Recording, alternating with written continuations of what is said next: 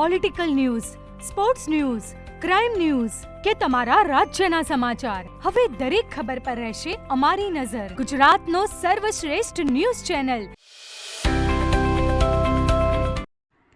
ચાણસ્મા શહેરમાં મંગળવારે બપોર પછી એકાએક લોકો દોરી પતંગોની ખરીદી કરવા આવી પહોંચતા બજારમાં ભીડ જોવા મળી. ટ્રાફિક જામ થતાં ચાણસ્મા પોલીસે પણ સતત બજારમાં ફરી ટ્રાફિક નિયંત્રણમાં રાખ્યો.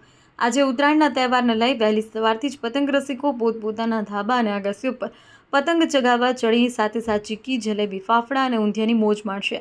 ચાણસ્મા શહેરમાં મેઇન બજાર અને સરદાર ચોકમાં છેલ્લા ઘણા દિવસોથી દોરી પતંગના વેચાણ માટે હંગામી લારી અને પાટ ઊભા કર્યા હતા અને વેચાણ પણ ચાલુ હતું. પરંતુ મંગળવારે ઉત્તરાયણના તહેવારના આગળના દિવસે લોકો એકાએક મોટી સંખ્યામાં દોરી પતંગની ખરીદી માટે આવી પહોંચ્યા હતા. તો બીજી તરફ બાળકો માટે પણ અલગ અલગ વેરાયટીઓના બલૂનો બજારમાં વેચાતા નજરે પડ્યા હતા. આજે લોકો દ્વારા ઉત્તરાયણના તહેવારને લઈ દાન પુણ્ય પણ કરાશે. અહેવાલ કમલેશ પટેલ, પાટણ.